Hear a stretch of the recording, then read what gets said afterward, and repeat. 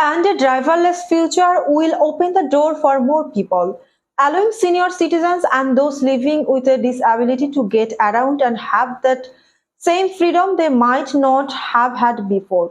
But at the same time, many people worry that our trips will be monitored. So our driverless vehicles might show us ads specifically geared toward our eating, shopping, and other habits, while it will open the door for certain people to travel wherever they need to go. It may have others worried about being watched. It is no secret that driverless vehicle will keep the roads safer. Companies have tested out their models and have gotten physical road miles tested, and results have been good, with any crashes that have happened usually due to the human in the other car. A driverless future will change many aspects of our lives, some more likely than other. Our entertainment option will expand during our road trips. Bikers and joggers will share more of the roads than before. Jaywalking tickets and traffic violations could be a thing of the past. Gas station may disappear as these driverless models will all run on electric, and the need for car insurance may completely disappear. While these changes may not happen overnight, all signs are beginning to point to a driverless future.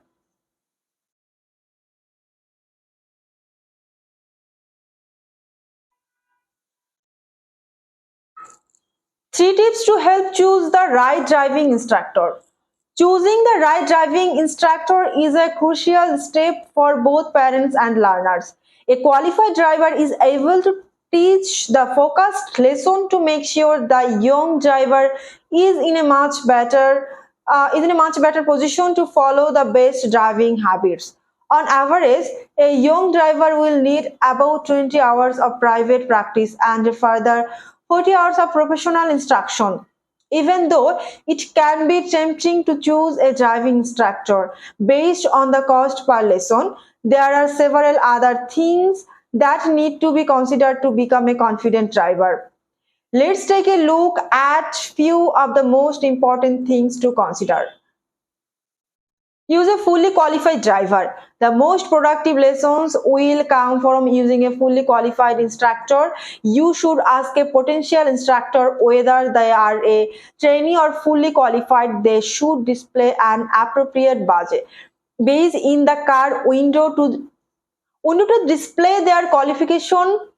A fully qualified instructor will have a green badge, while the trainee will have a pink one. Also, the instructors are graded. The best instructions have a grade of A or B, or grade of A or B, which can be checked by seeing their certificate. Additionally, it is worth asking about the pass rate of the potential instructor to get a further indication of their ability to take the learner driver. Get personal reference. The most effective way to find a reputable instructor is to get a personal referral from a friend, family member, or colleague who has recently passed their test. Any instructor that is able to explain things clearly, turn up on time, and put the driver at us will be easy to recommend. Are the price competitive? The cost quoted by the different driving schools are certain to range in price, so it is worth shopping around. It isn't likely to benefit to simply go with the instructor that quotes the cheapest price per lesson, especially if you end up needing to book more lesson. While the price is key factor, it is just as important to consider the qualification also. It may benefits to use the independent instructor because they will not need to up their rates to cover the franchise fees for their brand name. The length of a lesson can range from 45 to 60 minutes, so it is worth checking before booking a lesson. Additionally, it isn't worth making a block booking until 2 or 3 lessons have been completed with a particular instructor to make sure they are the right fit for your personality.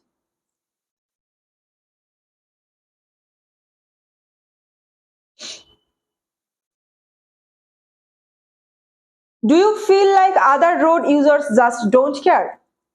We have come to an age in time where it seems like everyone has a car these days. The roads are full, which causes traffic jams. Congestion and accident does this happen because fellow road users are so in hurry to get to their destination that they simply don't care about other road users. The high volume of vehicles on the road does cause problems, but shouldn't it all work itself out? If we all follow the road rules. After all, we learned the road rules when we applied for our driver's license. Right, the rules are quite simple. If you think about it, maintain your speed by adhering to the speed limits, read the road sign, and obey them. Obey the traffic light signals and don't speed up just before it changes to red. Use the indicators on your car to show drivers whether you will turning left or right. Apply your brakes timelessly and at a fair distance so that drivers behind you are not surprised when you stop suddenly. Don't cut in front of anymore. Don't tailgate another car. Be courteous and considerate of other road users. There are obviously only some of the rules, but you get gist of each. A few basic rules and common courtesy will improve the flow of traffic on the roads, especially at large intersection. Obeying the traffic lights seems to be biggest issue. Driving your peak periods, you have probably noticed that the interaction is blocked because there are cars in the middle of it. These are the ones that decide to speed up when the light turned orange and found themselves in the middle of the interaction because the traffic on the other side hasn't cleared yet. Imagine if their brakes failed at this point, it would cause chaos and no one would be able to move. It's probably a good idea to check your brakes often and get brakes repairs if necessary. When someone decides to ignore the orange light or worse, the red light, it causes a stalemate. No one can move. If the one or two cars had waited behind the line when the light turned orange, then the traffic for whom the light turned green for could follow freely. Yes, there are still a lot of cars during peak time, but a little of patience can take the pressure and stress away, which could minimize delays and accidents.